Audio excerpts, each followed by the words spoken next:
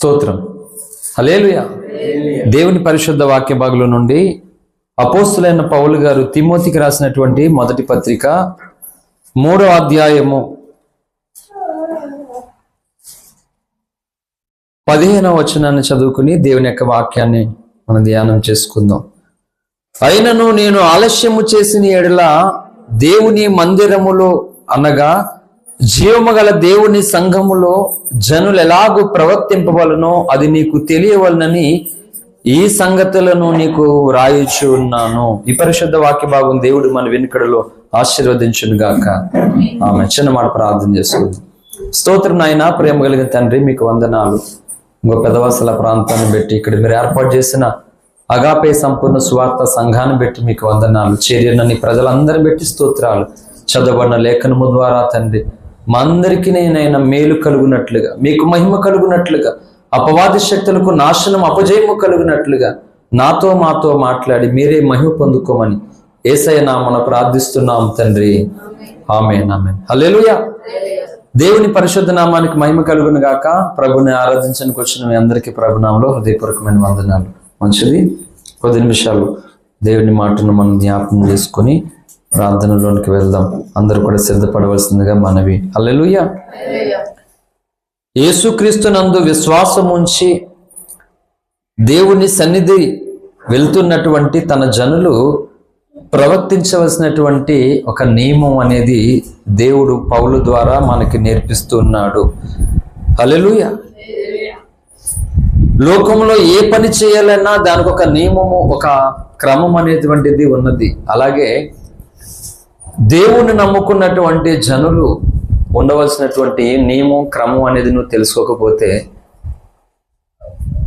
నువ్వు దేవుని రాజ్యానికి చేరడం కూడా చాలా చాలా కష్టం. నేను ఒకటి చెప్తున్నాను, క్రైస్తవ జీవితంలో ఎవరైనా నిన్ను బలవంతంగా గుడిలోకి లాక్కొచ్చేసారా, లేకపోతే నీ ఇష్టపూర్వకంగానే నువ్వు వచ్చావా?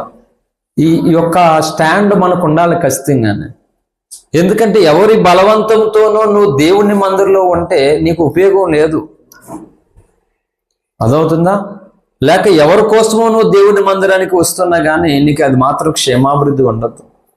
దానివల్ల ఏ మాత్రం ఉపయోగం ఉండదు. మనం ఎక్కడికి చేరడానికి దేవుని సన్నిధికి వచ్చామంటే, అంటే దేవుని మందిరంలో పాకే అవ్వచ్చు, 4 గోళ్లే ఉండొచ్చు, మిగిలినవి ఏంటి అక్కడ మనకి ఎటువంటి ఉండడానికి సరైన అవసరతలు లేకపోవచ్చు. కానీ లేఖనం ఏం చెప్పిందంటే, ఎక్కడైతే 2-3 నా నామమున కూడతారో అక్కడ నేను ఉంటాను అన్నాడు. హల్లెలూయా. అంత మాత్రమే కాక ఈ స్థలంలోనికి సాక్షాత్తు దైవజనులు ప్రవక్తే వచ్చి ఏంటి వచ్చారు కదా దీని కొరకు. అప్పుడు అది ఏ ఊరు, అది తాళ్ళపొలం అని రామచంద్రపురంకి ద్రాక్షారం దాటిన తర్వాత రామచంద్రపురం దగ్గరలో మాట. అక్కడ మీటింగ్స్ నుండి అయ్యగారు అక్కడి నుంచి వచ్చారు ఇక్కడికి, ఈ కార్యక్రమం, ఇక్కడ శంకుస్థాపన కార్యక్రమం కొరకు. అంటే దేవుడి అభిషేకాన్ని పొందినటువంటి ఒక దైవజనుడి చేతనే సంఘముగా స్థాపించబడిందంటే ఇంకా దేవుని మందిరం అన్నమాట. హల్లెలూయా.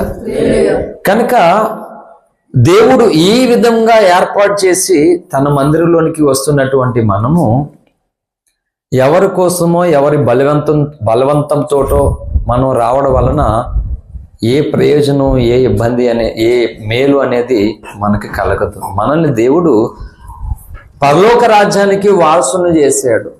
నీవు క్రైస్తవ జీవితంలో అడుగుపెట్టిన తర్వాత నీవు తెలుసుకోవాల్సినటువంటి నియమము, క్రమం అనేది నువ్వు తెలుసుకోకపోతే నువ్వు ఎక్కడికి వెళ్ళిపోతావో బైబిల్ చెప్పింది. నీ జీవితం, నీ పరిస్థితి ఏమవుతుంది అంటే, ప్రకటన గ్రంథము అందరికీ బాగా పరిచయమైనటువంటి లేఖనమే. నేను ఇంచుమించి ఇది 13-14 సార్లు ఇదే మూలవాక్యంతో వాక్యం చెప్తా, క్రొత్త సంగతి కాదు ఇది. ప్రకటన గ్రంథము 3వ అధ్యాయము 1వ వచనం.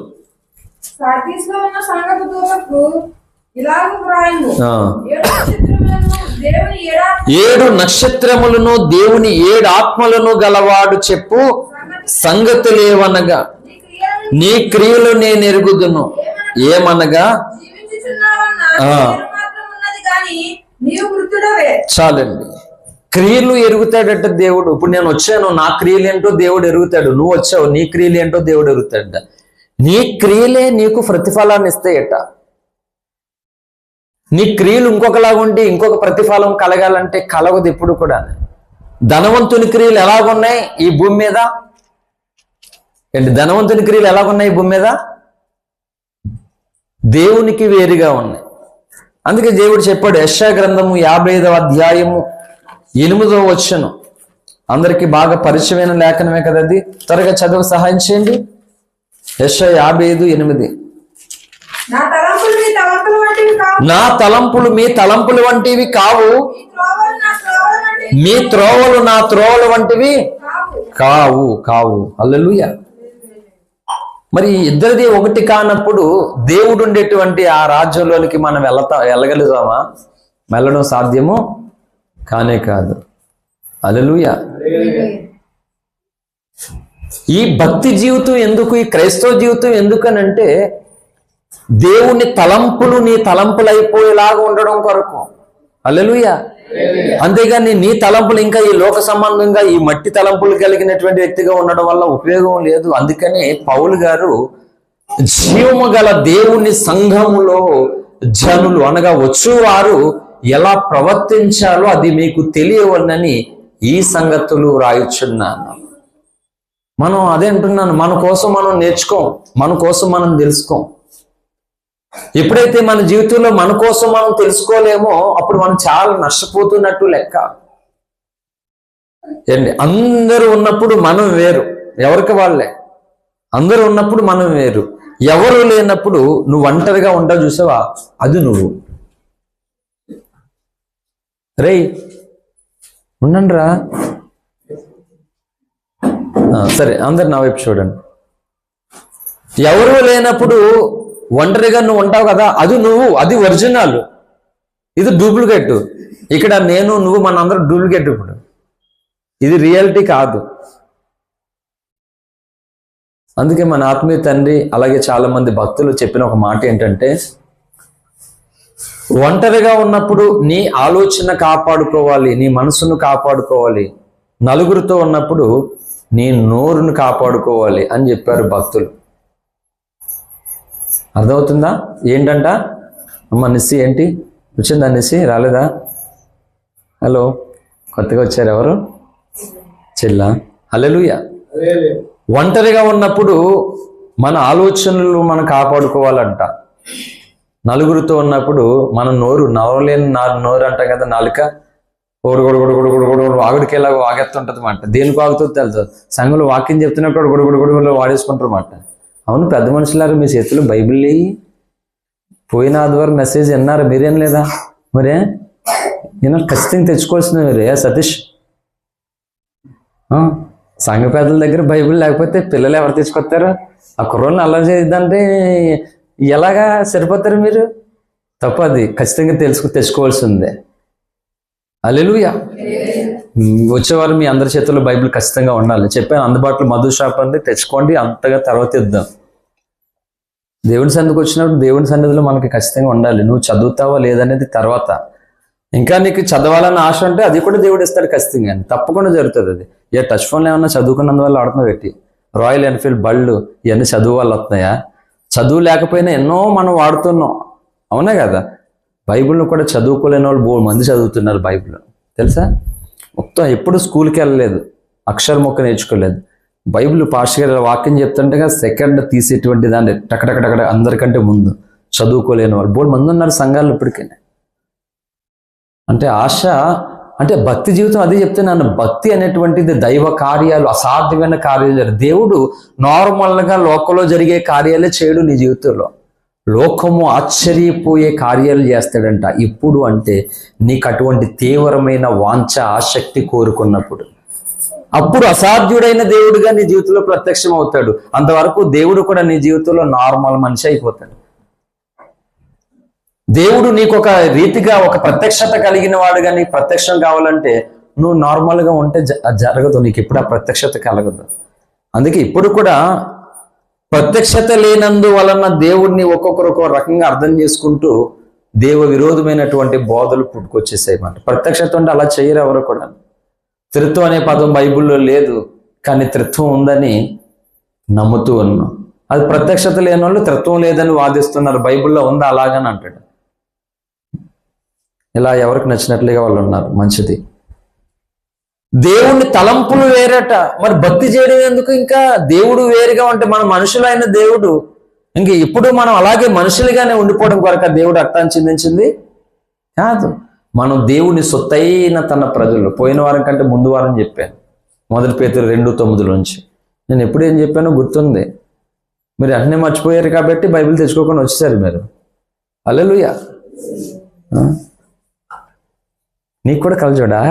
అయ్యయ్యో, అవునా? తలపొడి వస్తుందా? తలపోటు కొరక, కళ్ళు ప్రాబ్లమా? ఓకే, అంటే మొన్న ఎప్పుడు చూడలేదు కదా, అందుకే అడుగుతున్నాను. ఏం కాదు, పెట్టుకుంటే ఏం తప్పేం లేదు. హల్లెలూయా. అందుకనే భక్తి చేసేది దేవుడికి వేరుగా ఉంచడం కొరకు కాదు, నువ్వు దేవుడు ఒకటే అయిపోయే విధంగా దేవుడు నీలో కనబడేటట్లుగా ఉండడం కొరకు ఈ భక్తి అనేది అవసరం. మరి ఎలా చేస్తావు భక్తి?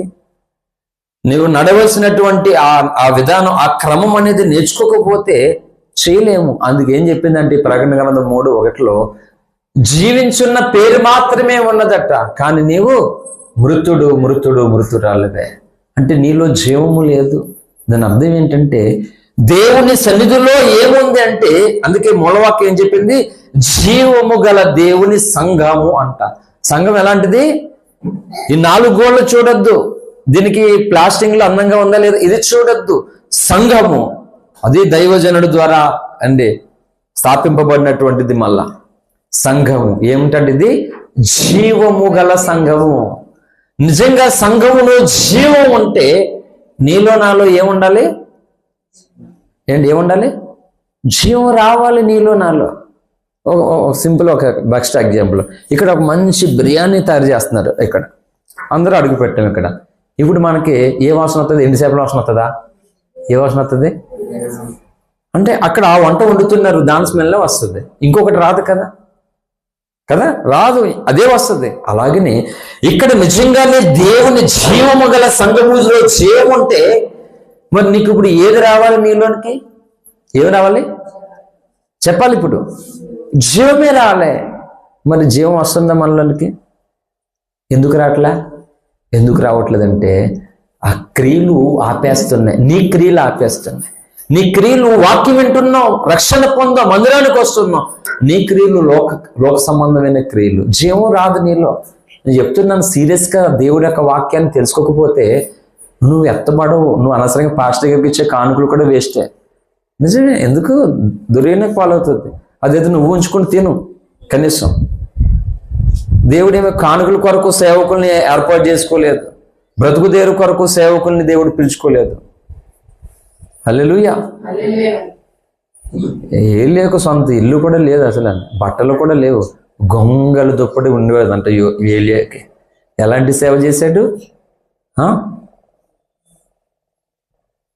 ప్రపంచ రాజ్యాలను వణికిస్తున్నప్పుడు యెజబేలు ఏలియాకి వణకడు మొదలెట్టింది. హల్లెలూయా. ఈడు ఉంటే కుదరదు, బేరం అవ్వదో, ఈయన ఎదోలాగా వేసేయాలని అందరిని చంపేసినట్టు ఈజీగా ఏలియాని కూడా వేసేద్దామని చాలా ప్రయత్నాలు చేసింది, కాలే. చివరకు కుక్కలో తన రక్తాన్ని తాగేలాగా చేసాడు దేవుడు యెజబేల్ రాణికి. హల్లెలూయా. జీవము రావట్లేదు. అందుకే ఎన్నోసార్లు ఇదే మూలవాక్యంతో చెప్పాను. ఇప్పుడు చెప్పిన సంగతి ఇప్పుడు ఎక్కడ చెప్పలేదు నేను, అందులో మీరు చూసుకోవచ్చు కావాలి. అందుకే ప్రతిదీ రికార్డ్ అయి ఉంటుంది. జీవము రావాలి. నీలో జీవం వస్తే నువ్వు ఎలా ఉండలేవో తెలుసా? ఎబ్రీ పత్రిక 6వ అధ్యాయము 1వ వచనం. ఇవి మనకు తెలిసిన లేఖనాలే, కానీ ఈ జీవం కోసం చెప్తున్నాను నేను. కాబట్టి నిర్జీవ క్రియలను విడిచి, చాలండి. ఏ క్రియలు ఉన్నాయంటే మనలో? ఏ క్రియలు? నిర్జీవ క్రియలు, అంటే జీవము లేనటువంటి క్రియలు. జీవము లేదట క్రియలకి. ఆ క్రియల్లో జీవం లేకపోతే చచ్చిపోయినట్టు సమానం. మనం ఇప్పుడు చనిపోయినటువంటి ఒక బాడీ దగ్గరికి మనం వెళ్ళి ఆ బాడీని ఏమన్నా మనం తట్టి, ఇగో నేను వచ్చాను కళ్ళు తెరుచుకోవాలి, మంది కళ్ళు తెరమంటారు వెళ్ళిన తర్వాత. ఏంటి కదా చూస్తుంటే మనం, మామా నేను వచ్చాను, ఒకసారి కళ్ళు తెరే. ఒకసారి మామ కళ్ళు తెరిచింది అనుకుని నువ్వు పడుకుంటావు అక్కడ. అంటే తెరవరు. ఎవరు చనిపోయినా కళ్ళు తెరవరు. ఏమి వారికి వినబడదు, ఏమీ కనబడదు. ఎందుకంటే వాళ్ళలో జీవము లేదు, జీవం పోయింది. ఇది చెప్పాడు ప్రకటనలో. మనం బ్రతుకున్నాం ఈరోజు, మనం ఏదో చేసుకుంటున్నాం, కానీ దేవుని దృష్టిలో, సంఘం దృష్టిలో మనం ఎప్పుడో చచ్చిపోయామంట. మనం తీసుకోవట్లేదు జీవం. దేవుడేం అలా నిన్ను చేయలే.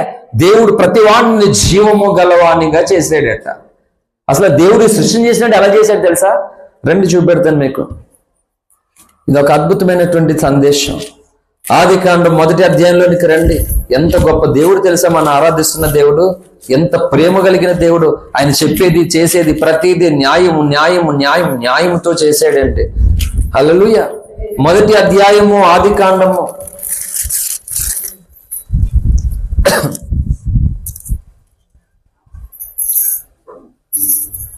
21వ వచనం 20 నుండి చదువు తల్లి. దేవుడు జీవము కలిగి చలించు వాటిని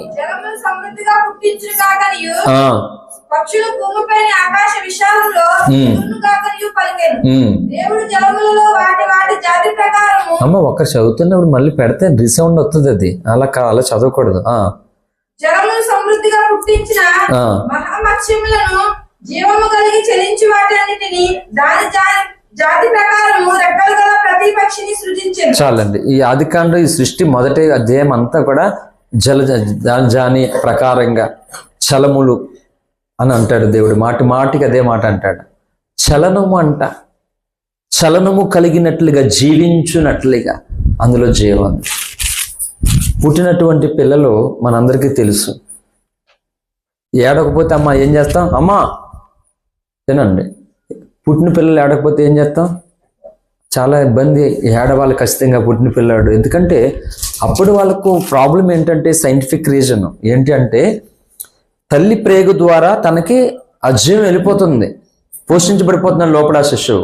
ఎప్పుడైతే ఆ పేగు కట్ చేసి ఇప్పుడు తను ఈ బాహ్య ప్రపంచంలోనికి ఆ శిశువు వచ్చిందో, ఇప్పుడు ఈ యొక్క కొత్తగా శ్వాస తీసుకోవాలి, తనే తీసుకోవాలి. ఇప్పుడు తన అవయవాలు పనిచేయాలి. ఇప్పుడు తన ముక్కు ద్వారా ఈ శ్వాసను తను తీసుకోవాలన్నమాట. ఇది కొత్తది, తనకి ఇబ్బంది అవుతుంది అన్నమాట. కనుక ఈ ఏడుపు లేకపోతే బిడ్డలో జీవము లేదని చెప్పేసి డాక్టర్లు భయపడతారు, మందసానులు భయపడతారు, అక్కడ తల్లులు భయపడతారు అన్నమాట. అందుకని ఏడుస్తే శ్వాస తీసుకుంటున్నాడు పిల్లవాడు, ఆ బిడ్డ తీసుకుంటుంది అని చెప్పేసి మనకు ధైర్యం వస్తుంది అన్నమాట. అది ఏడకపోతే ఏంటి ఏడట్లేదు ఏంటి అని చెప్పేసి బిడ్డ చలనం ఉందా లేదా అని చెప్పేసి చూసి తిరిగేసి మరిగేసి రకరకాల కొడుతుంటారు అన్నమాట మొత్తానికి. హల్లెలూయా. దేవుడు చేసినప్పుడు ఈ సృష్టిలో ప్రతి దానిని కూడా జీవము కలిగేలాగా, వాటి చలనం జీవించేలాగా చేసాడట. అలాగే ఏమి లేకుండా చేయలేదు ఆయన. మరి అటువంటిది యేసు రక్తంలో కడగబడి దేవుని సన్నిధిలో ఉన్నటువంటి ఇప్పుడు మనం ఎలా ఉండాలి? చలనం లేనట్లుగా ఉండాలా, లేకపోతే ఉండాలా? జీవం ఉండాలి మనలో. నిర్జీవ క్రియలట 6:1 హెబ్రీ పత్రిక. నిర్జీవ క్రియలను విడిచిపెట్టి అంటే జీవం లేని క్రియలు. దేవుడు చేసినప్పుడు జీవం లేనట్లుగా మనల్ని చేయలేదు, జీవించు వారిగా చేశాడు దేవుడు. చివరికి మనలోను కూడా వాటి ప్రకారంగా దేవుడు అలా చేశాడు తెలుసా కదా. చివరికి మనల్ని ఎలా చేశాడు దేవుడు? ఇంతసేపు సృష్టిలో ఆ భాగాన్ని చెప్పాను. ఇప్పుడు అదే ఆదికాండంలోనికి రండి. మీకు ఆల్రెడీ తెలుసా వచ్చినాన్ని. 2వ అధ్యాయమా 2:7 3:7 2:7 చదువు తల్లి.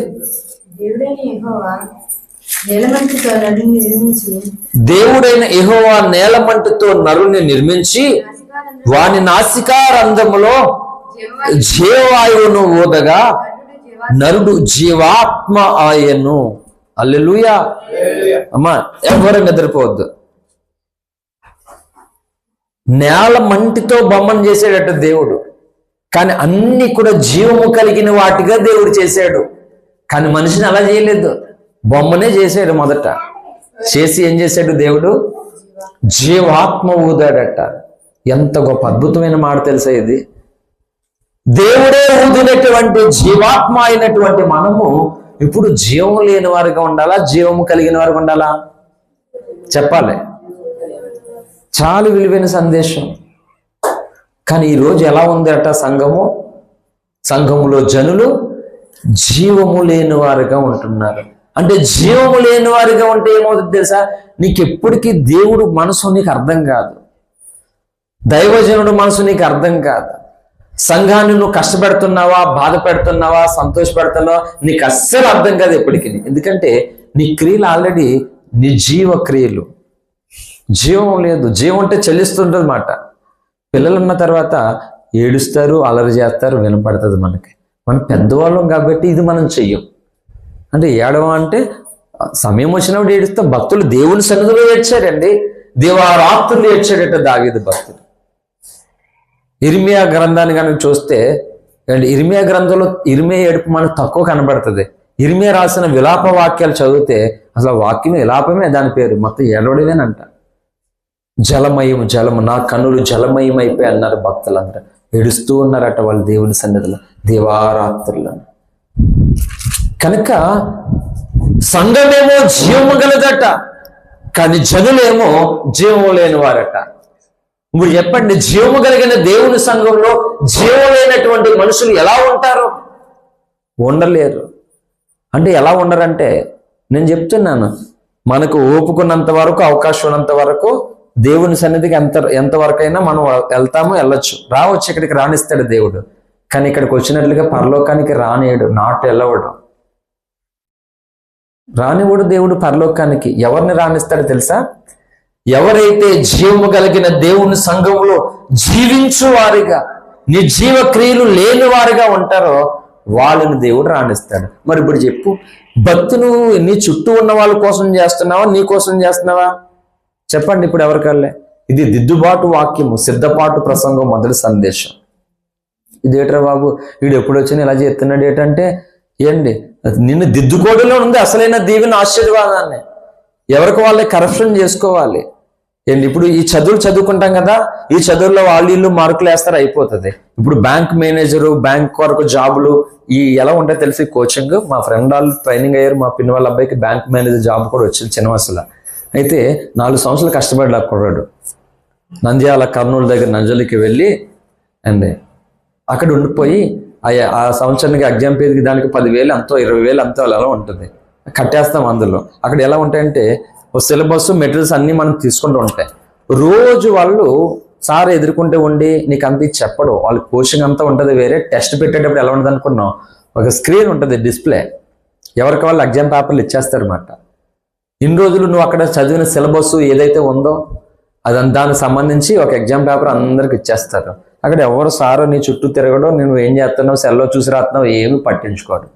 ఏం చేస్తావు తెలుసా, నువ్వు అంతా రాసేస్తావు కదా, దానికి రిజల్ట్ ఆన్సర్ ఏం ఆన్సర్ ఆ డిస్ప్లే మీద ప్లే అవుతుంటుంది అన్నమాట. ఇప్పుడు నువ్వేం చేయాలంటే ఆ ఆన్సర్ చూసి నువ్వు రాసుకుంది రైటా కరెక్టా నువ్వే కరెక్షన్ చేసుకోవాలి. అరే రే తప్పు పెట్టేసానా, నువ్వు దిద్దుకుండి మళ్ళా ప్రిపేర్ అవ్వాలి. మళ్ళా ప్రిపేర్ 6 మార్కులు పోయేది బ్యాంక్ మేనేజర్ ఉద్యోగం. తనకి 4 సంవత్సరాలు అలా కష్టపడి ఇలా అయితే కొట్టాడు. అక్కడ ఎవరు సార్ ఉండరు. అక్కడ నువ్వే వేసుకోవాలి. నీ పేపర్ నువ్వే దిద్దుకోవాలి. నిన్ను దిద్దుకోకపోతే అక్కడ మళ్ళీ ఎన్ని సంవత్సరాలైనా అలా ఉండవలసింది. అక్కడ నీ జీవితం వేస్ట్ అవుతుంది, టైం వేస్ట్ అవుతుంది, డబ్బులు వేస్ట్ అవుతుంది. అందుకే భక్తి జీవితం కూడా అంతే. ఎవరైతే తన్ను తాను దిద్దుకుంటారో, తన లోపాలు తాము తీసుకుంటారో, తను తాను సవరించుకుంటారో వాళ్ళు భక్తులు అవుతారండి. వాళ్ళు జీవము కలిగిన వారు అవుతారు. వాళ్ళు దేవుని కృపను పొందుకున్న వారు అవుతారు. లేకపోతే ఉపయోగం లేదు. నిజమే ఈరోజు క్రైస్తవులు చాలా మంది నష్టపోతున్నారు, అర్థం కావట్లేదు. ఏంటి భక్తి అనేసరికి వచ్చేసరికి పాస్టర్ గారు చేసుకుంటారులే, వాళ్ళు చేసుకుంటారులే, మనం ఎలా ఉన్నా పర్లేదు అనుకుంటున్నారు. కాదు నిజం చెప్తున్నాను, జీవము కలిగిన దేవుని దగ్గరికి మనం వచ్చాం. మిగిలిన వారు జీవము ఏంటి అప్పటికి ఆగిపోద్ది, మన జీవం కూడా అంతే. యాకోబు భక్తుడు చెప్తూ యాకోబు పత్రికలో ఈ మాట చెప్పాడు. చూడండి యాకోబు పత్రిక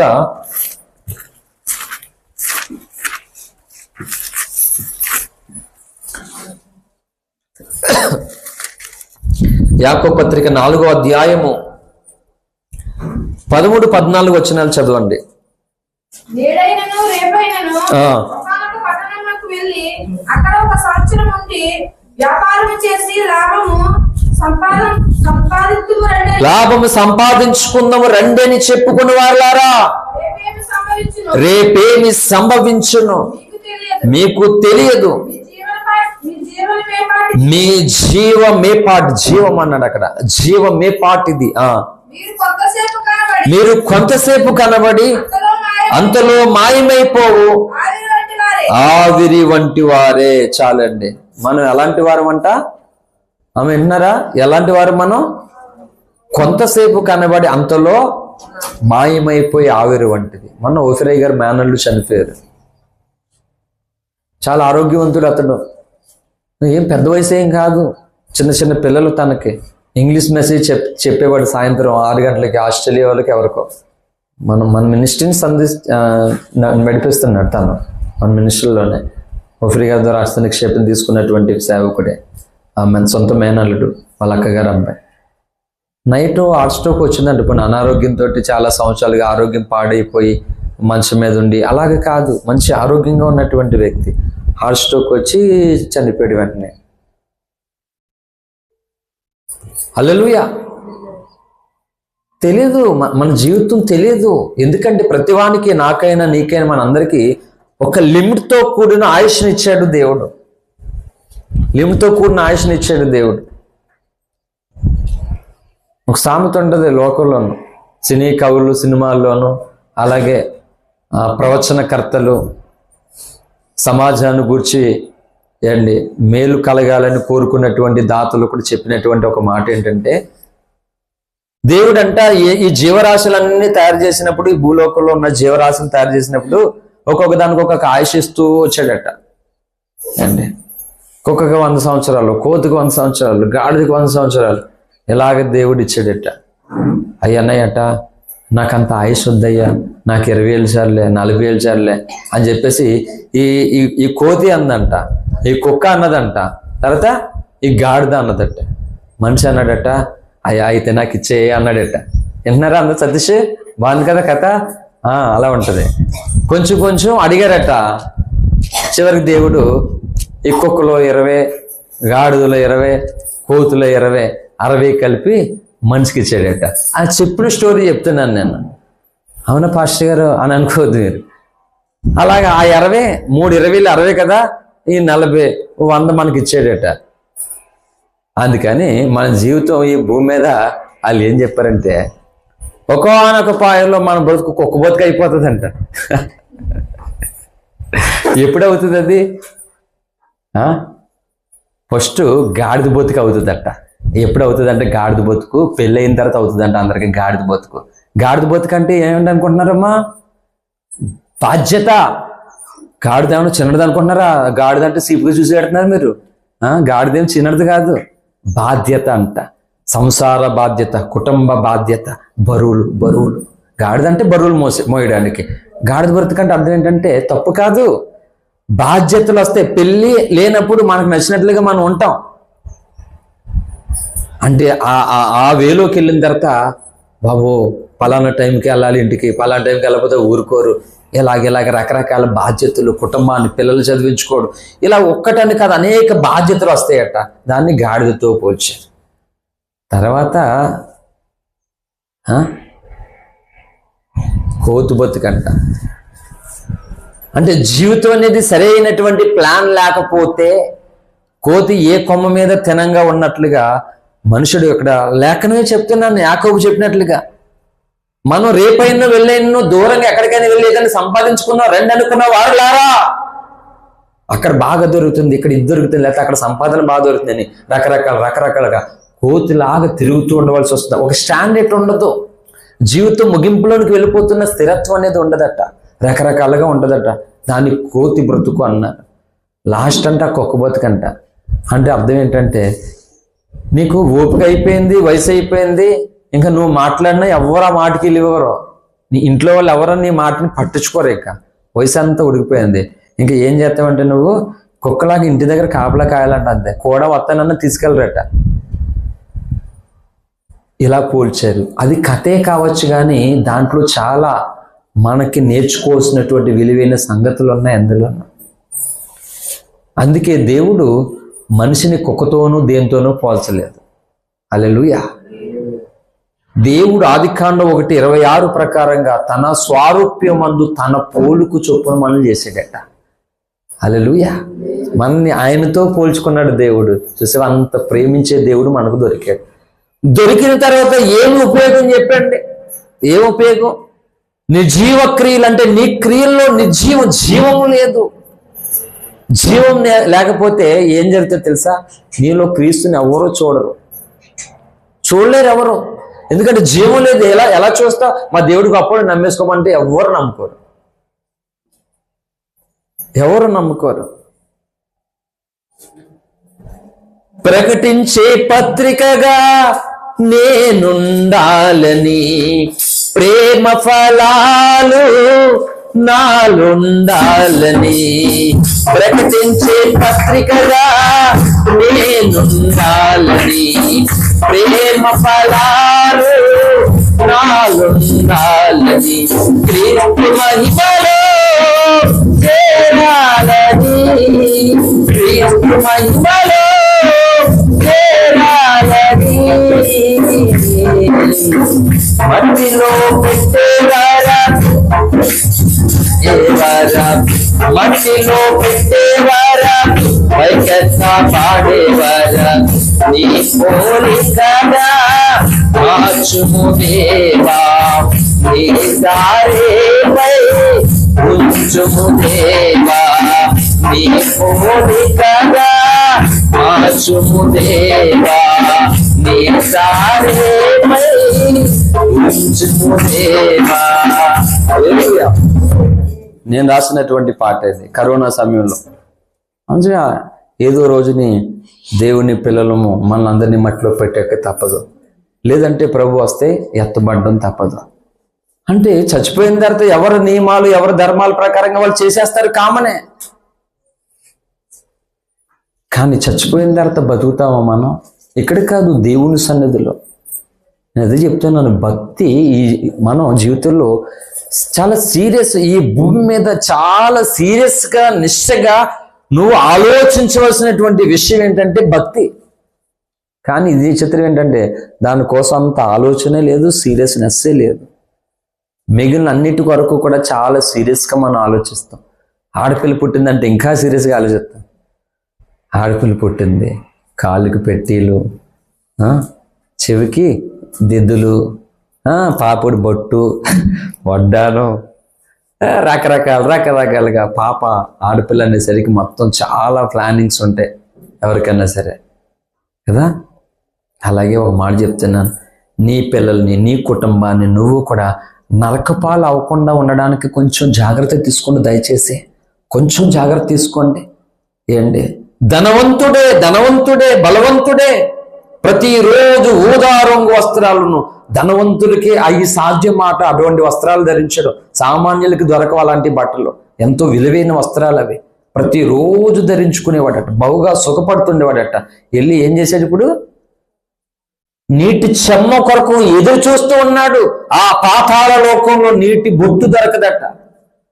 సీరియస్నెస్ లేదు ఈరోజు. అందుకే చెప్తాను, భక్తి పట్ల ఎవరికైతే సీరియస్నెస్ వాంఛ కోరిక అనేది ఉండదో జీవము నీలో ఉండదు. నేను ఒక మాట చెప్తున్నాను, నీలోనే జీవం లేకపోతే నీలో జీవం కూడా ఎలా వెళ్తుందా? వెళ్ళదు నీలో. మరి అలా ఉండడం కొరకు దేవుడి రక్షణ ఇచ్చాడా మనకి? భక్తులందరూ మనలాంటి వాళ్ళు కాదా? వాళ్ళు మనుషులు కాదా? వాళ్ళు ఆకాశం నుంచి వచ్చారా? వాళ్ళందరూ ఆస్తులు, అంతస్తులు, ఉన్నతమైన విలువలు, పదవులు, స్నేహాలు, సహవాసాలు వదులుకున్నారు దేవుడు కొరకున్న వాళ్ళు. ఈరోజు అది చెప్తున్నాను. ఎందుకుంటలేదో తెలుసా ఈ జీవం? సంఘం ఆలకించండి శ్రద్ధగా. ఎందుకుంటలే తెలుసా? నీ క్రియలు సరిగ్గా లేక, అంతే. నీ క్రియలు సరిగ్గా లేక జీవం ఉండదు. నీలో జీవం లేకపోతే అసలైన జీవంలో నువ్వు ఎలాగెళ్తావు?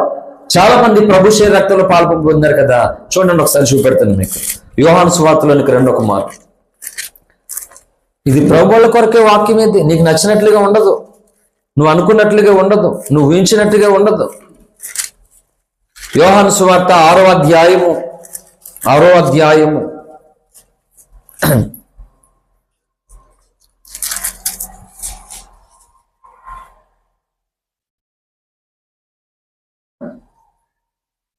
53 చదవమ్మా.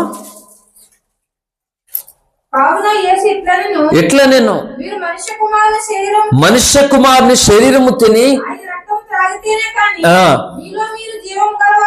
చాలండి ఆద్దాం ఒకసారి. దేవుని శరీరము దేవుని రక్తము తిని త్రాగితేనే గాని మనలో మనం జీవము గలవారము కామంట. అంటే దాన్ని బట్టి ఏమర్థం అవ్వాలి మనకి? కంపల్సరీగా ప్రభు శరీర రక్తం అనేవి మనం తినాలి, త్రాగాలి. వాటి ద్వారా జీవాన్ని మనం పొందుకునేటువంటి పరిపక్వత ఆదివారము ఖచ్చితంగా ఉన్నది. దీన్ని ఈరోజు సంఘాలు దుర్వినియోగం చేసుకుంటున్నాయి. నెలలో ఒక మారి పెట్టుకుని తెలివైన వాళ్ళు అనుకుంటున్నారు, వీళ్ళందరూ వారం ఇచ్చేవాళ్ళు తెలివి తక్కువ వాళ్ళు, పని పాట లేని వాళ్ళు అనుకుంటున్నారు. ఇలా సంఘాలు తృణీకరిస్తున్నాయి, కోల్పోతున్నాయి, జీవాన్ని పోగొట్టుకుంటున్నారు. సాక్షాత్తు జీవము కలిగిన దేవుడే దిగొచ్చి కార్యాన్ని చేపెడితే వీళ్ళు పోగొట్టుకుంటున్నారు. జీవము గలవారు కానే కాదు. ఒక సంగతి, నన్ను ఎవరు పడుకోద్దు, దయచేసి వినండి శ్రద్ధగా. నిద్ర వస్తే మొంగడుకొని రండి, లేకపోతే నిలబడి వినండి. అయితే ప్రభు శరీర రక్తంలో ఏముందంట? జీవం ఉంది. అవి తినకపోతే జీవాన్ని పోగొట్టుకుంటారు. మరి తింటే జీవం వస్తుందా? చెప్పండి, తింటే జీవం వస్తుందా? తింటే జీవం వస్తుంది, కానీ ఎలా పడితే అలా తింటే జీవము రాదు. చెప్పాడు, కంటిన్యూ చదువుతుంది. నా శరీరం తిని నా రక్తము త్రాగువాడే నిత్య జీవము గలవాడట. మామూలు జీవం కూడా కాదు. ఒక్క నిమిషం ఆగుతుంది. ఎవరైతే ఇలా చేస్తారో వాడిని దేవుడు ఏం చేస్తాడంట? అంత్య దినమున వాడిని లేపుతాడట దేవుడు. ఏండి ఒక మాట, అందరు నన్ను చూడండి, ఇలా చూడండి. మరణించినటువంటి తర్వాత ఏం జరుగుతుంది? ఏ ప్రక్రియ జరుగుతుంది? మృతులు లేస్తారంటే ఎట్లా అంటే చూడండి, ఇలాగా మన శరీరము దేవుడు ఒక విధమైన నియమంతో మనం చేసాడు. మనకు కనబడేది ఏంటి అంటే ఈ బాహ్య శరీరం కనబడుతుంది, లోపల అవయవాలు ఉంటే అందరికీ తెలుసు. అవన్నీ అణువుల చేత, ఈ నరాలు మనకు తెలుసు. అయితే ఇవి అణువుల చేత నిర్మబడినది, దాంట్లోకి మరణం ఉండదు. అందుకే ఇప్పుడు సముద్రంలో చనిపోయిన వాళ్ళు ఉన్నారు, మరి వాళ్ళని సమాధి పెట్టడానికి అవకాశం ఉండదు, బాడీలో దొరకదు. కొంతమంది అగ్ని ప్రమాదంలో కాలి బూడిదే చనిపోయిన వాళ్ళు ఉన్నారు, మరి వాళ్ళని పెట్టిలో పెట్టడానికి ఉండదు. ఈ తిక్కవాదనంతా క్రైస్తులు పెట్టుకుండి పెట్టిలో పడితే పరలోకానికి వెళ్ళిపోతారట. ఎలాగైనా సరే ఒక ఆవిడంటే నాతోటి పెట్టి శృంగారంగా ఉండాలి తమ్ముడా, పెట్టి ఎలా ఉండాలంట? శృంగారంగా ఉండాలట. బైబిల్ పెట్టక మర్చిపోద్దే అంటే ఏ ఇంట్లోనో మట్టిలోనంట. నీ బ్రతుకులో బైబిల్ లేకుండా మట్టిలో బైబిల్ ఎందుకు పెడతాం మేము? బైబిల్ నీ బ్రతుకులో పెట్టుకోవాలి. మట్టిలో బైబిల్ పెడతాడు ఏ పాస్టర్ గారు అన్నానే? మట్టిపోలు చేస్తారా బైబిల్ని? అవసరం పెట్టి చెప్తున్నాను. చాలా మంది క్రైస్తవుల ఆలోచన ఏంటంటే సమాధిలో పెడితేనే మనం పరలోకానికి వెళ్తాం. ఇది చెప్పిందా బైబిల్లో? ఎంత తిక్క వాదన నేర్చుకున్నారో అర్థం కాదు. అన్య జనుల కంటే మూర్ఖత్వంతో తయారైపోయారు క్రైస్తవులు. ఏండి ఇంకోలాగైతే ఇంక అవ్వదు. కొట్లాట్లు ఇలాగ మొత్తానికి ఒక సమాధి చేయాలని ఒకరు, ఇంట్లోనూ నమ్ముకున్న వాళ్ళు నమ్ముకోలేని మధ్య లేదు, మా సమాధి ప్రకారం పెట్టిలోనే పెట్టాలని ఒకరు, ఇందులో పెట్టాలని ఒకరు. పెట్టిలో పెట్టిన వాళ్ళు పరలోకానికి వెళ్ళరు, కాల్చిన వాళ్ళు నరకానికి వెళ్ళరు. పెట్టిలో పెట్టిన వాళ్ళు కూడా నరకానికి వెళ్తారు. చెప్పు, పెట్టిలో పెట్టి నరకానికి వెళ్దామా మనం? అయితే ఎందుకు చెప్తున్నానంటే మాట, శరీరం కాలిపోయి ఒకవేళ జలంలో సముద్ర జలాల్లో చనిపోయి రకరకాలుగా అయినా కానీ అణువులకి చావు ఉండదు, అణువులు ఉంటాయి. ఈ అణువులకి దేవుడు మహిమ శరీరాన్ని ఇస్తాడన్నమాట. ఈ శరీరాన్ని ఎలా ఇచ్చాడు దేవుడు? ఏండి హెజ్కేలు గ్రంథంలో ఒక మాట ఉంటుంది, ఎండిన ఎముకలంట. అంటే ఇశ్రాయేల్ యొక్క పరిస్థితి చెప్పాడు. ఇశ్రాయేల్ యొక్క జీవితం దేవుని సన్నిధిలో దేవుని పట్ల ఎండిపోయిన ఎముకల్లా ఉందట. హెజ్కేలు ప్రవక్తతో దేవుడు ఒక మాట పెట్టి ఒక సందేశాన్ని, ఒక ప్రవచనం చెప్పాడు. ఎండిన ఎముకలోనికి జీవము కలుగును కానీ ప్రకటిస్తే గడగడ గడగడగడమంటే గొప్ప ధ్వని శబ్దం కలగా ఆ ఎముకల మీద ఏండి శరీరం అంతా కూడా అమర్చబడిందంట. అప్పుడు సజీవముగా లేచి నిలిచిందంట. ప్రవక్త కూడా ప్రవచనాత్మకమైన పాట పాడారు కదా, హల్లెలూయా జయమనుచు పాడదనే పాటలో ఎండిన ఎముకల లోయల్లో దీర్ఘదర్శి ప్రవచించాను, ఆ దేవుని శక్తి దిగిరాగా ఎముకలే బ్రతికేను, దైవ శక్తిని చాటెంప ఒక సైన్యమై నిలిచాను. హల్లెలూయా. ఈరోజు అదే చెయ్యాలి మనం. అంటే ఈ క్రియల చేత, నిర్జీవ క్రియల చేత ఎండిపోయిన ఎముకల్లాగా మనం ఉన్నాం. జీవము లేదు అందులో, దేనికి పనికిరాదు. దైవ శక్తి ప్రకటించబడుతుండగా ఆ ఎండిన ఎముకల్లో జీవము కలిగి మహాశక్తిగా సైన్యముగా నిలబడి దేవుని సాక్షిగా నువ్వు ప్రకటించాలట. హల్లెలూయా. క్రీస్తును చూపించాలి. దేవుణ్ణి ప్రకటించడానికి ఏ అవకాశం దేవుడు నీకు ఇచ్చినా వదులుకోకూడదంట. నీకు ఆ భారం లేనప్పుడు ఎన్ని అవకాశాలు ఇచ్చినా బూడిలో పోసిన పన్నీలా చేస్తాను. నిజం చెప్తున్నాను. హాస్పిటల్లో రక్తం ఎక్కిస్తుంటే నన్ను చూసిన వాళ్ళు ఉన్నారు ఇక్కడ చాలా మంది. రక్తం ఎక్కుతుంటే అంత నరక వేదన అనిపిస్తుంది నాకు. అంత నరక వేదన సమయంలో రక్తం ఎక్కించినప్పుడు కూడా నేను తెలంగాణలో కానీ ఆంధ్రాలో కానీ ఎందుకు మన యానంలో గవర్నమెంట్ హాస్పిటల్లో 5 రక్షణ పొందారు. రక్తం నాకు ఎక్కించినప్పుడు నేను ఆదివారం ఒకనాడు రాలేకపోయాను. మీ పాస్టర్ గారికి ఫోన్ చేశాను, బాల కార్యక్రమం జరిగించానయ్యా, నాకు ఇంకా బంధింపబడిపోయిన తప్పని పరిస్థితుల్లో ఇక్కడ ఉన్నాను, అవకాశం లేదు. ఆ రోజు యానం హాస్పిటల్లో ప్రభు నాతో మాట్లాడి వాక్యం చెప్పమంటే ఏండి నేను హాస్పిటల్లో వాక్యం చెప్పాను. 5 రక్షణ పొందారు యానంలో. సమర్పణగా పెద్ద చర్చ్ ఉంది కదా అక్కడ, ఆ చర్చికి వెళ్ళినటువంటి పిల్లలు ఇంకా చెక్ పోస్ట్ దగ్గర కొట్టు ఉంటుంది. ఆ అబ్బాయి ఇప్పటికీ వాళ్ళందరూ నాకు టచ్లో ఉన్నారు. ఆ పిల్లలందరూ కూడా అరగంట సేపు వాక్యం చెప్పాను. హాస్పిటల్లో వాళ్ళు వచ్చి నన్ను తిట్టారు. నేను చెప్పాను, అయ్యా ఈరోజు ఆదివారం. అక్కడికి కూడా వాళ్ళు పేషెంట్లు క్రైస్తవులు ఇంకొకరు ఉన్నారు. జెండా సంబంధం దగ్గర ఒక ఫ్యామిలీ ఉంటారు. వీరభద్ర బట్టల షాపు సంబంధించినటువంటి దాంట్లో వర్క్ చేస్తారు. వాళ్ళు అబ్బాయి కూడా బాగపోతే లక్ష్మీనారాయణ ప్రసాద్ 3 తమ్ముళ్ళు ఉంటారు. కలజోడు పెట్టుకుంటే కుర్రాడు పుష్టిగా ఉన్న బట్టల షాప్ యానంలో చేస్తాడనమాట. తను కూడా ఆరోగ్యం బాగోపోతే తను కూడా హాస్పిటల్ అడ్మిట్ ఉన్నారు. వాళ్ళ అమ్మ క్రిస్టియన్ అక్కడే ఉంది. ఇలా చూడడానికి వచ్చిన వాళ్ళు మేము అందరూ కలిపి నేనే వాళ్ళని వెళ్ళి అడిగితే ఇక్కడ తిడతారేమో అని, అదే తిడితే తర్వాత చూసుకుందాం అని అన్నాను. పూనుకున్నాం అలాగా. వాళ్ళు ఆ తర్వాత మారు మనసు పొంది రక్షణ పొంది దేవుని సన్నిధికి వెళ్ళారు. హల్లెలూయా. ఎన్నో కార్యాలు చేశాడు దేవుడు. చాలాసార్లు హాస్పిటల్లో ఆ రక్తం బాగా తప్పించు ప్రభు అని ప్రార్థన చేసేవాడిని నేను. అలాగే హాస్పిటల్లో నల్గొండ సూర్య హాస్పిటల్లో, నల్గొండ జిల్లా సూర్యాపేట అనేటువంటి ఊర్లో ఏరియా హాస్పిటల్లో అక్కడ కూడా ఈ రక్తం ఎక్కించినప్పుడు వాళ్ళు చూసి బాగా తట్టుకోలేక, ఏమైంది బాబు ఇంత బాధపడిపోతున్నావు, దీనికి ఇంత ఇబ్బంది పెడుతుంది ఏంటి అసలు ప్రాబ్లం అంటే స్వార్థ చెప్పడం మొదలెట్టాను. ఇలా బోల్డ్ మంది ఉన్నారు హాస్పిటల్లో రక్షణ పొందిన నా ద్వారానే. చాలా మంది ఉన్నారు. 2 రాష్ట్రాల్లో బోల్డ్ మంది ఉన్నారు రక్షణ పొందిన వాళ్ళు. చాలా మంది ఉన్నారు. నేను చెప్తున్నాను, ఇంత సంఖ్య అని కాదు. నిజమే, దేవుని పట్ల నీకు అమితమైనటువంటి ప్రేమ, నువ్వు పొందిన రక్షణ గొప్పదని నువ్వు గుర్తించినాడు, తెలుసుకున్నాడు. నీ జీవితంలో క్రీస్తుని చూపించడానికి నువ్వు ఆరాట పడతావు. నీకున్న భేద స్థితిని కూడా ఉపయోగించుకుంటావు.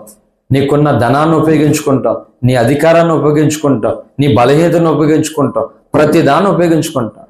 అది లేని నాడు నీకు ఏది చేసినా దేవుడు నువ్వు క్రీస్తుని చూపించు. అందుకే స్వార్థ భారం ఉన్నవాళ్ళు వాళ్ళ జీవితాలు వేరేగా ఉంటాయి. స్వార్థ భారం లేనటువంటి వాళ్ళు వేరేగా ఉంటారు. మొన్న వచ్చారు సోదరులు స్వార్థకి. ఎంత దూరం వెళ్ళాం చూడండి, ఎంత దూరం వెళ్ళాం, ఎంత ప్రయాణం చేసాం. మనకి ఏమన్నా డబ్బులు ఇచ్చారు అక్కడికి వెళ్తే?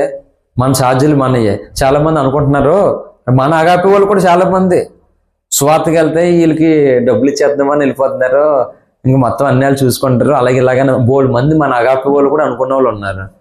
ఈజీనా? ఎన్నెన్ని స్థలాల్లో ఎన్నెన్ని పోరాటాలు, ఎన్ని వ్యతిరేకతలు ఉంటాయో తెలుసా? మన సొంత డబ్బులతోటి మనం వెళ్ళాలి. ఏంటి చెప్తున్నాను, అంత ఈజీ. అంత దూరం వెళ్ళొచ్చాం, ఇంచుమించు 100 కిలోమీటర్ల దూరం వెళ్ళొచ్చాం. అంతసేపు కూర్చొని పాపం ఆడవాళ్ళు కూర్చొని బండి మీద, మళ్ళీ మొత్తం నడక, భోజనం మళ్ళీ ఎప్పుడు తింటామో తెలియదు. అవునా కదా చెప్తున్నాను. వర్షాలు వస్తాయి, ఎండ వస్తుంది, చలి వేస్తుంది. ఇన్ని పోరాటాల మధ్య అంటే ఇవన్నీ కూడా ఒక రకంగా ఆరోగ్యం పోగొట్టుకునేటువంటి పరిస్థితి. ఇంత అవసరమా సువార్త ప్రకటించడానికి? చాలా మంది ఇంట్లో కూర్చొని ప్రార్థన చేసేసుకోవచ్చు కదా. ఏం చేసుకుంటాం ప్రార్థన? అసలు ప్రార్థనే దేనికంటే ఆత్మల రక్షణ కొరకు, ప్రార్థనే దేనికంటే దేవునికి నేను ఉపయోగపడడం కొరకు. ఏమని చేసుకున్నారమ్మా ఇంట్లో ప్రార్థన? యేసయ్యా నన్ను దీవించయ్యా, అదేనా ప్రార్థన? ఇది కాదు దేవుడు కోరుకున్నది. అందుకనే జీవము లేదు. ఈ అణువులకి దేవుడు ఏ రీతిగా మనం మరణించినా ఆ అణువుల్ని ఎవరు కాల్చలేరు. అవి మట్టిపాలు అవ్వు, ఆ అగ్గిపాలు అవ్వు, ఏటిపాలు అవ్వు. ఇది సైంటిఫిక్ రీజన్ అన్నమాట. ఆ అణువులకు దేవుడు వాటన్నిటినీ లేపుతాడు అన్నమాట. మహిమ శరీరం వస్తుంది. ఉఫిర్ గారి పుస్తకాలు చదవకపోతే ఏ సంగతులు కూడా తెలియదు బోధకులకి. అందుకే మీరు కూడా చదవండి. చదువు రాకపోతే ఆడియోస్ కూడా వచ్చినాయండి. ఆడియో బైబిల్ ఉంది తెలుసా మీకు? చదువు లేదు, లేకపోతే మేము బైబిల్ చదువు బాధపడుతున్న వారి కోసం చెప్తున్నాను. ఆడియో బైబిల్ ఉంది. సెల్ ఫోన్లో ఆడియో బైబిల్ వేసుకుని మీకు ఆది కాండం నుండి ప్రకటన గ్రంథం వరకు చదువుతుంది. కనీసం ఉపయోగించుకోండి. మనకి ఇచ్చిన ఫోన్లైనా చదువు రాకపోతే మీరు అలాగైనా బైబిల్ని చదివించుకోవచ్చు. నీ పనిలో నువ్వు చేసుకుంటే ఏదో పని దాని మీద ఒక చెవి పెట్టేసి అలాగా ఆడోళ్ళు వంట చేసుకోవచ్చు, బట్టలు ఉతుకోవచ్చు, వాకలు తుడుచుకోవచ్చు, ముగ్గేసుకోవచ్చు, ఈ కల్లాపు వేసుకోవచ్చు, ఏదైనా మీ ఇష్టం. మగవాళ్ళు అయితే ఆలపన్నాళ్ళు ఆ ఆడియో బైల్ ఓపెన్ చేసుకుని కొంచెం సౌండ్ వినపడేలా పెట్టుకుని ఒక చెవి దాని మీద దృష్టి పెట్టుకుని వినండి. చక్కగా మీ పని మీరు చేసుకుని బైబిల్ చదువుతూ ఉంటది. అలా వినడం వల్ల నీకు విశ్వాసం కలుగుతుంది. హల్లెలూయా. తెలుస్తుంది బట్ అక్కడ 4 మాటలు వినబడేసరికి నాకు చాలా ఇంట్రెస్ట్గా ఉండేది. గుడి దగ్గర, దేవాలయాల దగ్గర రేడియో వచ్చేది. సాయంత్రం మాటల తెల్లరిగట్ల రేడియో వేస్తారన్నమాట. వేస్తే అక్కడ పురాణ సంబంధించినటువంటి దాంట్లో మనిషి నిర్మాణం ఎలా కలుగుతుందో, ఏ నెలలో ఏ అవయవాలు ఏర్పడతాయో ఇవన్నీ ఆ పురాణ దాంట్లో ఆ క్యాసెట్లో చెప్తూ ఉండేవారు. చాలా ఇంట్రెస్ట్గా ఉండేది. ఆ స్టోరీ వింటుంటే చక్కగా ఉండేది. బైబిల్ దగ్గరకు వచ్చిన తర్వాత కూడా ఎంతో విచిత్రమైనటువంటి సంగతులు కనబడుతున్నాయి అక్కడ. హల్లెలూయా. కనుక భక్తి అంటే చెప్తున్నాను, ఆతృతగా వచ్చేసి కంగారుగా వెళ్ళిపోయి కాదు ఇది. నేను యథార్థంగా ఒక మాట చెప్తున్నాను. ప్రసంగం వింటున్నప్పుడు, కోటాలకు వెళ్ళినప్పుడు త్వరగా ముగించేస్తే బాగున్నాను ఎప్పుడైనా అనుకున్నారా? పాస్టర్ గారు ముగించేస్తే బాగున్నా, ఇంకా ముగించట్లేదు, తినేస్తున్నాడు అనుకోండి, మా పాస్టర్ గారు బెస్ట్, ఈడు ఇంకా దారుణంగా ఉన్నాడు అనుకుంటారా? హల్లెలూయా. నిజం చెప్పండి, ఏంటంటే కోటాల్లో ఎక్కడైనా సరే, ఎవరైనా సరే, ఉఫ్రీ గారైనా మేమైనా ఇంకెవరైనా సరే త్వరగా ముగించేస్తే బాగున్నాను ఎప్పుడైనా అనుకున్నారా? నిజంగా అనుకోలేదా? ఎప్పుడు అనుకోలేదా? నిజంగా మహేష్ అనుకున్నాడా? యథార్థంగా ఒప్పేసుకున్నాడు మహేష్. యథార్థవంతులు ఎప్పుడు దీవించబడతారని చెప్పింది బైబిల్. హల్లెలూయా. పిల్లలు మీరు ఎప్పుడు అనుకోలేదా? దివ్య, కాసిన అనుకోలేదా? నిజంగానే ఎప్పుడు ముగించేస్తే బాగున్నా అనుకోలేదా? కాలేజీలో అర్జెంటుగా వెళ్ళాలి, ఎగ్జామ్ ఉంది, రేపు నుంచి ఎగ్జామ్స్, ఈరోజు త్వరగా వదిలేస్తే బాగున్నా అనుకోలేదు ఎప్పుడన్నా? నేను అనుకున్నాను, ఆమెనంటే బాగున్నాను, త్వరగా ముగించేస్తే బాగున్నాను. ఎందుకు తెలుసా? మొత్తం భయంకరంగా నొప్పి వచ్చేస్తుంది, కడుపు నొప్పి. ఉఫ్రీ గారు వాక్యం వింటున్నప్పుడు హైదరాబాద్లో కూడా బోల్డ్ చోట్ల పెయిన్ వచ్చేస్తుంది భయంకరంగా. అంటే మరి వెళ్ళిపోవచ్చు కదా అంత నొప్పితో, ఎందుకు పోటుగాళ్ళలాగంటే ముగించకుండా ఎలాగెళ్తాం? మంచిది కాదు కదా అని. అంటే వాక్యం మధ్యలో వెళ్ళిపోతే క్రమం కాదు. మనం సినిమాలాగా అలవాటైపోయి ఎలాగైనా లేచి వెళ్ళిపోతాం, క్రమం కాదు. అందుకే జీవము గల దేవుని సంఘంలో జనులు ఎలా ప్రవర్తించాలో చెప్పింది. కాళ్ళు సాపేసుకుని ఒకరు కూర్చుంటారు, మాట్లాడుకుంటూ కూర్చుంటారు. ఇవన్నీ చెప్తున్నా మంచి కదా, ఇవన్నీ మాట్లాడుకుంటే పెద్ద ఏమైందని అనుకోవచ్చు మనం. ఏమవ్వదు, జీవాన్ని పోగొట్టుకుంటాం అంతే నువ్వు. హల్లెలూయా. ఏమవ్వదు, నీకు నచ్చినట్లుగా నువ్వు ఉండొచ్చు, వెళ్ళిపోవచ్చు, జీవాన్ని పోగొట్టుకుంటాం.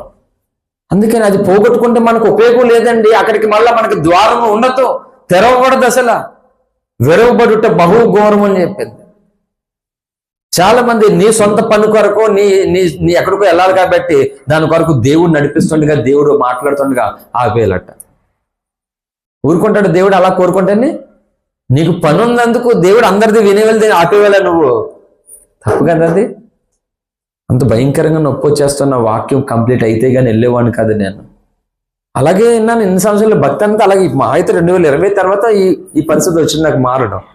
2020 వరకు కూడా 15 సంవత్సరాలు భక్తిలో, క్రైస్తవంలో, అంతకుముందు ఇంకో 15 లోకంలో బాధపడుతూనే వాక్యం విన్నాను.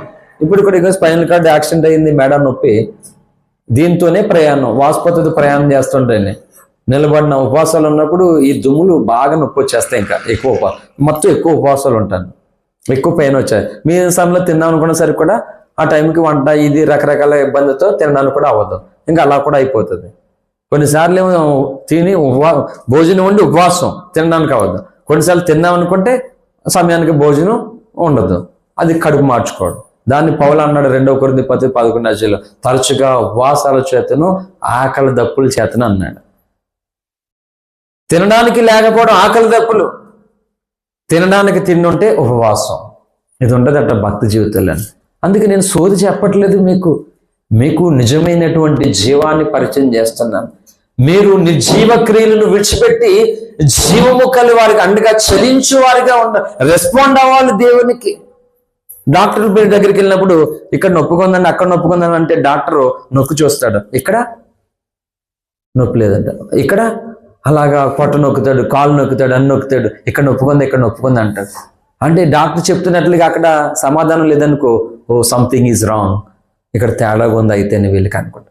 అలాగే దేవుడు మాట్లాడుతుంటే చలనం ఉండాలా లేదా? దేవుడు మాట్లాడుకున్నప్పుడు నువ్వు మాట్లాడుకోవడం న్యాయమేనది?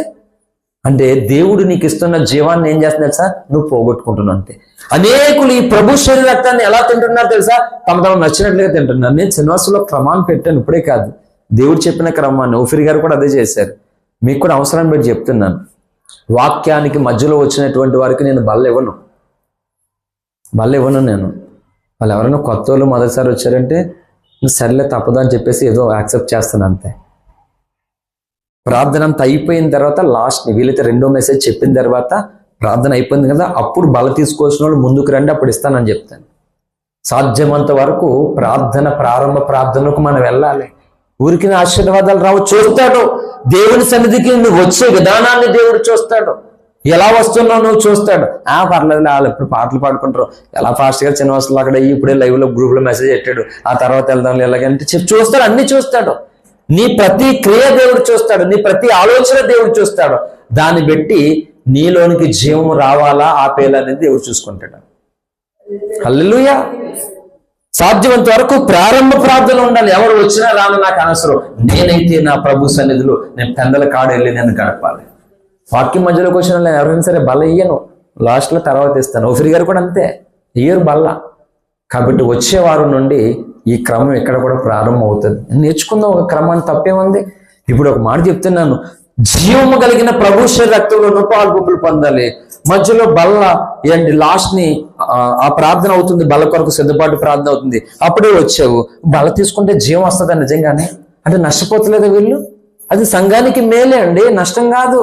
పాస్టర్ గారు ఇలా అనొచ్చా, ఇలా ఇవ్వడాట తప్పు కదా? తప్పు, అది అలా అనకూడదు. నువ్వు నష్టపోతున్నావు, నీకు ఉపయోగం ఉండదు. అది ఇది పెళ్లి భోజనం కాదు కదా, ఎప్పుడు వస్తే అప్పుడు తీసుకోవడానికి.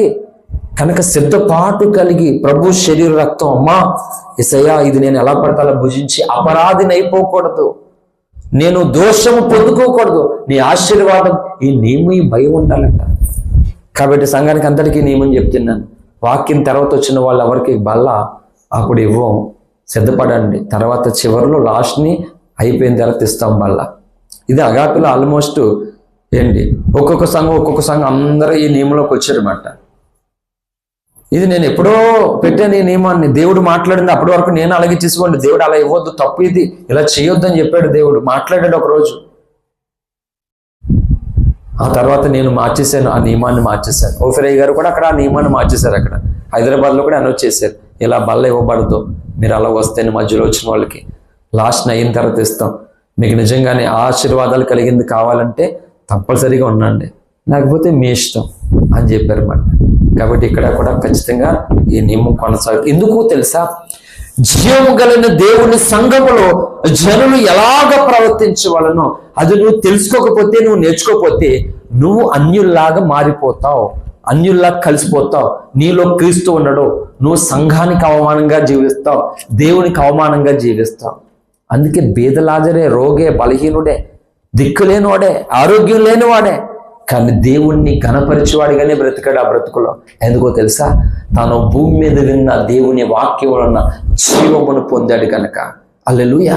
ఈరోజు తీసుకోవట్లేదు క్రైస్తవులు, ఇక్కడని కాదు, క్రైస్తవులు అడపాదడప ఏదో వెళ్తున్నారు కానీ మందిరాలకి జీవాన్ని పోగొట్టేసుకుంటున్నారు. నిన్ను దేవుడు ఏ క్రమంలో, ఏ మాదిరిలో, ఏ వరుసలో నిలబెడుతున్నాడో అది గుర్తించట్లే.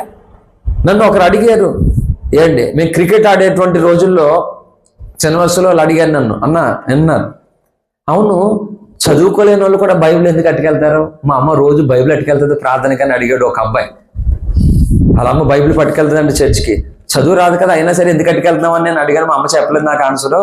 అప్పుడు నేను పాస్టర్ గారిని కాదు, క్రికెట్ ఆడుకున్నప్పుడు అడిగితే చెప్పాను అన్నమాట. హల్లెలూయా. ఏంటో ఒక మాట చెప్తున్నా, దేవుణ్ణి మోయడం కొరకు, దేవుని పని చేయడం కొరకు ఏ అవకాశం ఉంటే గాడిద దేవుణ్ణి ఎక్కించుకుని ఊరంతా తిప్పిందంట. ఇది నీతో కనబడితే కనీసం చెప్తున్నాను, బైబిల్ నీ చేతిలో ఉండి ఏమనుకుంటారు కూడా ఎవరైనా? కనీసం అలాగైనా అనిపించుకోండి. ఊర్లో ఇలా మందిరానికి వెళ్తారు, చేతులు ఒప్పించుకుని ఒకడే వెళ్తాడు, ఇలాగ అనిపిస్తే బాగుంటుంది మనల్ని. నిజం చెప్తున్నాను ఫ్రాంక్గా, ఇలా బాగుంటుందా? వీళ్ళు చదువు రాపని బైబిల్ పెట్టుకుని వెళ్తున్నారా, చదువు రాపని నీ కోసం మాట్లాడుకుంటారు. అప్పుడు నీ బైబిల్ చూస్తారు చేతుల్లో, బైబిల్ చూడగానే యేసుప్రభు అంటారు. యేసుప్రభు వాళ్ళు తెలియదు, కొంతమందికి దేవుడు నమ్ముకున్నారో లేదో తెలియదు, ఎక్కడికి వెళ్తాం అనుకుంటారు. అది చేతిలో బైబిల్ కనబడితే నేను దొంగోళ్ళకి వెళ్ళేవాడిని బైబిల్ మిషన్ కవర్లో పెట్టేసి, అంటే ఎవరన్నా ఏమన్నా అనుకుంటారేమో, సీక్రెట్ బాప్తిజం తీసుకున్న 2 సంవత్సరాల వరకు మా ఇంట్లో తెలియదు నేను బాప్తిజం తీసుకున్న సంగతే. నేను కొంతమందికి ఇచ్చిన బాప్తిజం వాళ్ళు ఇప్పటికి కూడా తెలియదు కొంతమందికి, తెలుసా? దొంగోళ్ళకి వెళ్ళేవాడిని. దేవుడు రోజు మాట్లాడాడు. ఇక్కడ దేవుని కోసం ఎవరైతే సిగ్గుపడతారో దేవుడు కూడా వాళ్ళని గురించి సిగ్గుపడతాడని నేను ఎవరో తెలియదని అంటాను అన్నాడు దేవుడు. భయం వేసింది ఒకసారి. అయ్యో యేసయ్యా, ఎట్టి పరిస్థితుల్లోనూ ఎక్కడికి వెళ్ళిన బైబిల్ నాతో ఉంటుంది. హాస్పిటల్కి అయినా సరే బైబిల్ లేకుండా ఎక్కడికి వెళ్ళను నేను. అసలు బైబిల్ నాతో నా బండిలో ఉంటుంది అన్నమాట ఖచ్చితంగా. హల్లెలూయా. ఈరోజు బైబిల్ లేదు మనకి, బైబిల్ లేకుండా అయిపోతున్నాం. నేను డిగ్రీ చదువుకున్నప్పుడు ఏటుమాగులోను చుట్టాల ఇంటికాడ మా అమ్మ హైదరాబాద్ పనికి వెళ్ళిపోయి అక్కడ నన్ను పెడితే డిగ్రీ చదువుకున్నప్పుడు అక్కడ ఉన్నాను. నేను ప్రార్థన చేసుకుంటున్నాను. ఇంట్లో మా పెద్దోదిన అక్కడ ఉండేవారు ఏటుమాగులోను. అయితే వాళ్ళు రెంట్కు ఉండేవారు. అక్కడ ఏమైందంటే స్టోరీ, వాళ్ళ దేవత వాళ్ళకి కనబడట్లేదట, మాట్లాడట్లేదట. విమర్శ కాదు, రియల్గా జరిగిందే చెప్తున్నాను. అందుకే నేను విమర్శ మాట్లాడట్లేదు, గౌరవంగానే మాట్లాడుతున్నాను. వాళ్ళకి కనబడట్లేదట, మాట్లాడట్లేదట. చివరికి ఏమని తెలియదంటే అక్కడ మీ ఇంట్లోకి ఒకటి వచ్చాడు, వాడు రోజు ప్రార్థన చేసేస్తున్నాడు, అందుకు నేను రాలేకపోతున్నాను, నాకు చోటు లేదని చెప్పేసి చెప్పారట. ఎవరి మీదో పడే వాళ్ళు మా సొంత వదినికి అక్కే, వాళ్ళు బయట వాళ్ళు కూడా కాదు.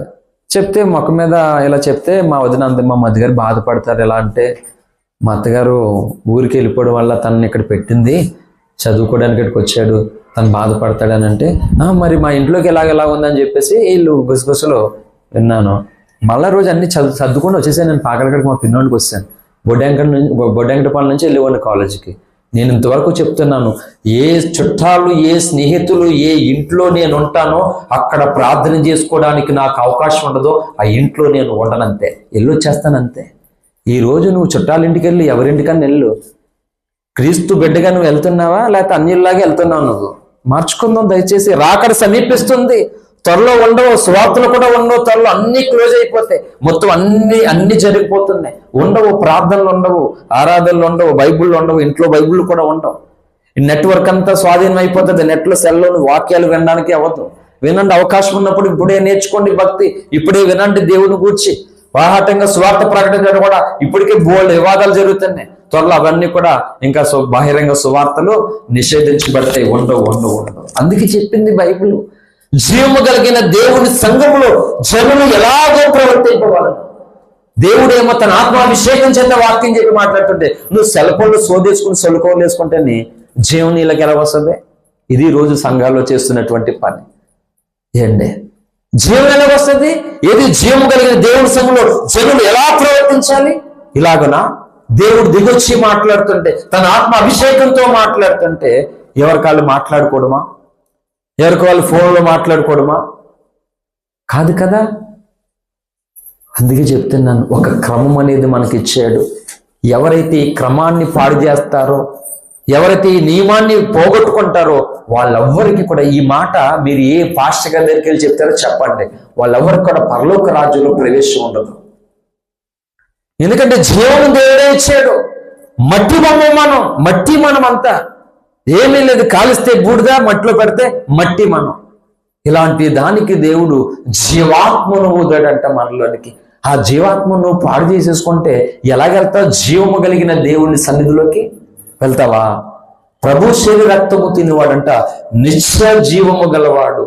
యాకోబు 4 ఇందాక చదివించిన మూలవాక్యం ఏంటి? అది మూలవాక్యం కాదు, యాకోబు 14 చదివించింది. జీవం ఏపాటిది, కొంతసేపు కనబడి అంతలో ఆవిరైపోయింది ఈ జీవితం మాట. తెలీదు ఏ క్షణమో ఈ జీవితం, అలాగా చనిపోతున్నారు సడన్ గా. కానీ దేవుని శరీర రక్తంలో ఉన్నటువంటి జీవాన్ని నువ్వు తీసుకున్న నాడు ఈ భూమి మీద బేదలాజర్ని కూడా బ్రతికించగలిగింది. అంత మాత్రమే కాదు, యుగగాలు నిత్యత్వంలో నువ్వు బ్రతకగలుగుతావట. హల్లెలూయా. అందుకే సంఘానికి వెళ్ళి వచ్చేయడం వల్ల నీకు ఉపయోగం లేదు. ఈ క్రమం నీకు రావాలి. ఒక యూనియన్లో ఉన్నాం, డ్వాక్రా గ్రూప్లో ఉన్నారమ్మా? అందరూ ఉన్నారా? పిల్లలు ఉండరులే. హల్లెలూయా. నువ్వు ఒకటి ఎత్తబెట్టి అమ్మా ఉన్నారు కదా పెద్దలు డ్వాక్రా గ్రూప్లో. నియమాలు ఉంటాయి, ఉండవా? దానికి ఏమన్నా ఫోన్ చేస్తారు సెక్రటరీ, ప్రెసిడెంట్లు, పలానా రోజు మీటింగ్ రావాల్సిందే, వెళ్ళకపోతే ఏం చేస్తారు? ఫైన్ వేయవలసిందే. నాకు ఖాళీ లేదు, నేను సామాన్లు తోముకున్నాను, నేను పెయిన్ చూపించుకుంటున్నాను, నాకు అవ్వదంటేనే సరేలే చూపించుకోండి అని అంటారు వాళ్ళు. అంటే ప్రతిదీ ఈ భూమి మీద ఉన్న దాంట్లో ప్రతిదీ ఒక నియమం ప్రకారంగా ఫాలో అవ్వాల్సిందే. మరి భక్తికి నియమేం పెట్టలేదా దేవుడు? స్వేచ్ఛనిచ్చాడని నియమాన్ని భంగపరుచుకుంటున్నాం మనం. ఐగుప్తు దాస్యంలో నుండి దేవుడు మోసే ద్వారా ప్రజలు విడిపిస్తే వాళ్ళు ఈ ఫ్రీడమ్ తోటి ఏం చేశారంటే అరణ్యంలో నశించారు వాళ్ళందరూ. ఫరో ఏం చేయలేకపోయాడు, మహా అయితే బాధ పెట్టాడు, కష్టపెట్టాడు, తరివాడంతే. కానీ వీళ్ళే నాశనం అయిపోయారు. ఎందుకంటే జీవాన్ని పోగొట్టుకున్నారు వీళ్ళు. నీ దగ్గరకు వస్తున్న దేవుని వాక్యాన్ని దుర్వినియోగం చేసుకోవద్దు దయచేసి. నేను దేవుని కొరకు నిలబడదామని మాట్లాడుతున్న దేవుని స్వరాన్ని నువ్వు కోల్పోవద్దు, పోగొట్టుకోవద్దు దయచేసి. అందుకని ఖచ్చితంగా ఒక నియమం, నువ్వు ఏ కూడుకుల్లో ఏ ప్రార్థనకి, ఎవరి మందిరాలకి, ఎవరి ప్రార్థన కోటాలకు వెళ్ళినా కానీ జీవము నువ్వు తీసుకోవాలి. హల్లెలూయా. ఆ జీవాన్ని నువ్వు తీసుకోకపోతే నువ్వు వెళ్ళడమే దండగా. నేను చెప్తాను, నువ్వు వెళ్ళడమే దండగా, ఉపయోగం లేదు. వేట పనికి వెళ్తే ఎంతో కొంత వస్తుంది. అలా నువ్వు వచ్చేవంటే ఎందుకు? ఆ జీవాన్ని పొందడం కొరకు. ఈ జీవము కలిగిన వారుగా ఉండాలి. మీలో మీరు జీవము గలవారు కారు అని చెప్పాడు యేసు ప్రభువు వారు ఆనాడు. ఒప్పుకోలేదు శాస్త్రులు, పరిచయ సద్దుకాయలు. శిష్యుల్లో కొంతమంది కూడా ఒప్పుకోలేదు, వెళ్ళిపోయారు అనేకులు. ఆ 6వ అధ్యాయం యోహాను సువార్తలను చాలా మంది వెళ్ళిపోయారు. అందుకని ప్రభు శరీర రక్తం అనేది నీ క్రియలు మార్చుకోకుండా, నీ జీవ క్రియలు విడిచిపెట్టకుండా నీ సొంత ఆలోచనతో నువ్వు తీసుకుంటే వాళ్ళకి అది ప్రభు శరీర రక్తము కాదు. అది వాళ్ళకి సాధారణమైన రొట్టె ద్రాక్ష రసం. పైగా ఎప్పుడైతే వాళ్ళ జీవితంలో అయితే సాధారణమైనదిగా తీసుకుంటారో ఆశీర్వాదానికి బదులు శాపం వస్తుంది. అనేకులు శాపగ్రస్తులు అవుతారట. హల్లెలూయా. అందుకనే ఎవరెవరికో భయపడుతున్నా దేవునికి భయపడద్దు. నేను డిగ్రీ చదువుకున్నప్పుడు కాకినాడలో మా అన్నయ్యలు, మా పెద్దమ్మ కొడుకులు బోటు వల్ల తయారు చేస్తారన్నమాట. క్యారేజ్ ఇమ్మని పంపించింది మా వదిన. సర్లే క్యారేజ్ చేసి వెళ్ళాను నేను. అందులో ఒక ఆయన లేసి ఇలా అంటున్నాడు ఇలా చూసుకున్నాను. నాకే అంట, నేను డిగ్రీ చదువుకున్నప్పుడు ఏంటంటే కాకి ప్యాంట్ ఉంది నా ఒంటి మీద. అన్నా వానబాళ్ళు అన్న కనబడుతున్నావా? ప్యాంట్ ఏ ప్యాంటో? కాకి ప్యాంటు. పోలీసుని అనుకున్నాడు. నేను అవతారం చూసాను, నువ్వు ఏమన్నా అనుకోవాలి కదరా. కాకి ప్యాంట్ చూసి పోలీసుడు అనుకున్నాడు నన్ను. లేచి నమస్కారం చెప్తుంటే ఏమన్నా చర్చికి వెళ్తాడేమో, ఎక్కడ చూస్తుంటాడేమో అని నేను నమస్కారం చెప్తాను. లేచి వచ్చి ఏ స్టేషన్ అన్నాడు. ఏ స్టేషన్ ఏంటి అంటున్నాను. ఏ స్టేషన్ నుంచి వచ్చేవాడిని అన్నాను. నేను ఏ స్టేషన్, నేను ఫలానా వాళ్ళు తమ్ముని అన్నాను. చచ్చిపోయాను అని అంటున్నాడు. ఏంటి కాకి ప్యాంట్కే కార్ చేసుకోవడం? ఇది పరిస్థితి. గొంగళ పురుగు పైన పెడితే గొల్లెత్తి అందరిని తొక్కేయడం శుభ్రంగానే రకరకాలుగా. ఏది దైవ భయం? ఏది? అందరికీ భయపడడం నేర్చుకున్నావు, ఏం ప్రయోజనం చెప్పో మాట. నిశ్చత్వం వస్తుందా నీకు? గౌరవించు, పెద్దల్ని గౌరవించు, ప్రేమించు, భయపడు, తప్పలేదు. కానీ జీవము కలిగిన జీవాధిపతికి మాత్రము భయము లేని భక్తి చేస్తూ బ్రతుకుతే మాత్రం ఖచ్చితంగా తప్పదు నరకం, అంతే. ఇది దైవ స్వరం. ఇది దేవుని సన్నిధిలో ఎలా పడతాలో వీలేదు. నీ ఇంట్లో ప్రార్థన అయినా సరే క్రమంగా నీకు ఉండాలి, ఖచ్చితంగానే. సినిమా హాళ్ళు వేరు, దేవుని సన్నిధి వేరు. హల్లెలూయా. ఇలాగేం చేస్తున్నామంటే మనకు అలవాట్లో పొరపాటులాగా ఆచారంలోకి వెళ్ళిపోయి మనం క్రైస్తవులు ఈరోజు ఇంకెక్కడికి వెళ్ళినా ఒకటే బాణీలు ఏమైపోయారంటే జీవాన్ని కోల్పోయేలాగా గడుపుతున్నారు దేవుడి దగ్గర. ఉపయోగం ఉండదండి. నువ్వు ఈ విధంగా ఈ తాత్పర్యంతో, ఈ నియమంతో 100 సంవత్సరాలు రా. నువ్వు దేవుడు 100 సంవత్సరాలు కూడా ఆరోగ్యం ఆయుష్ ఇచ్చి 100 సంవత్సరాలు నువ్వు గుడికిరా, దమ్ముడి ఉపయోగం ఉండదు నీకు, ఉండదు అసలానే. రేపు పొద్దున చెప్తున్నాను, అతి త్వరలో మా అయితే ప్రభుత్వం అయిన తర్వాత ఇంకో ప్రభుత్వం అయిపోయిన తర్వాత ఎంటర్ అయిపోతే మనకి శ్రమల కాలాలు ఆల్రెడీ ముంచుకొచ్చేస్తున్నాను. నేను పరిశీలన చేయండి. పొంచి ఉంది ప్రమాదం అంతా కూడా. నిర్జీవ క్రియలు విడిచిపెడదాం సంగమా, నిర్జీవ క్రియలు విడిచిపెడదాం. జీవము గలన దేవుని సంఘం అంటుంది. ఇది మనుషుడిది కాదు, ఇది జీవుడే దీనికి కర్త కర్మక్రియ. అటువంటి ఆయనది నీలోనికి జీవం రాకపోతే నువ్వు వచ్చి దండగే కదా. తెలియట్లేదు, నేర్చుకోవట్లేదు నియమం. ఎవరి పనులు వాళ్ళు బిజీ అయిపోతున్నారు క్రైస్తవులు ఈరోజు. ఆదివారాన్ని ఎగ్గొట్టేస్తున్నారు క్రైస్తవులు ఈరోజు. ఏంటి, ఒక ఆదివారం ప్రార్థనకు వస్తే నేను చెప్తున్నాను ఫైనల్ గా, ఒక ఆదివార ప్రార్థన నీకు జీవాన్ని ఇచ్చేదు. ఒక ఆదివార ప్రార్థన నీకు ఏమి ఘనత ఇవ్వదు, బహుమానం ఇవ్వదు, సరిపోదు నీ భక్తికి.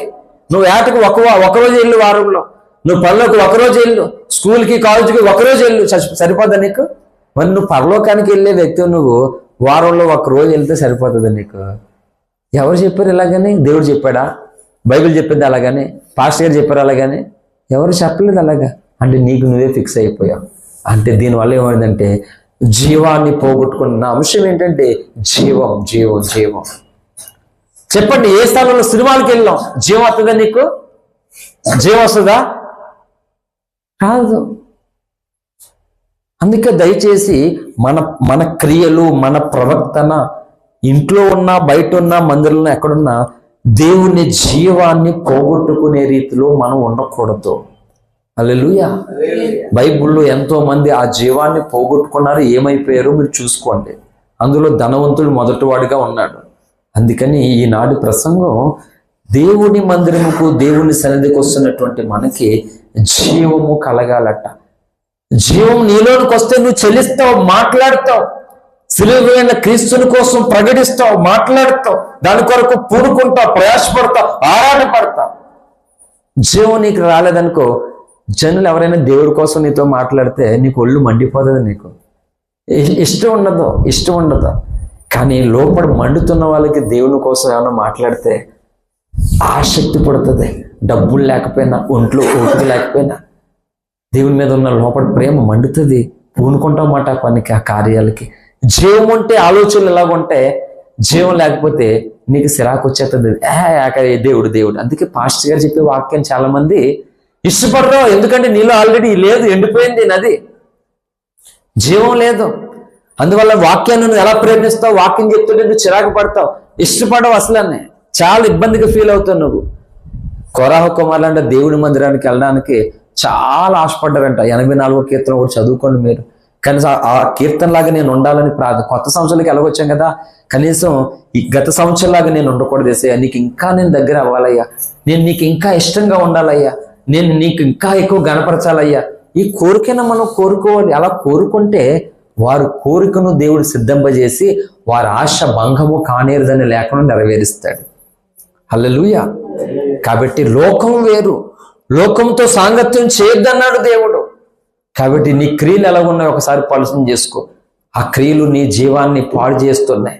ఎవరి కోసం నీ క్రియలు పాడు చేసుకోవద్దు. దయచేసి ఈ రోజు నుంచి నిర్జీవ క్రియలుగా ఉండొద్దు. నీ క్రియలు ఎలా ఉండాలంటే జీవముతో కూడిన క్రియలు ఉండాలి. క్రియలు లేని విశ్వాసం ఉండకూడదు. క్రియలతో కూడిన విశ్వాసాన్ని కలిగిన వారిగా, జీవము కలిగిన దేవుని సంఘములో మనం ప్రవర్తించవలసిన ప్రవర్తన నియమాన్ని నేర్చుకుని జీవము గలవారి ఇట్టి జీవమును లోకములకు ప్రకటిద్దాం. అటువంటి కృపా ధన్యత పరిశుద్ధాత్మ దేవుడు మనందరికీ అనుగ్రహించును గాక. ఆమేన్. Thank you. అందరికీ వందనాలు.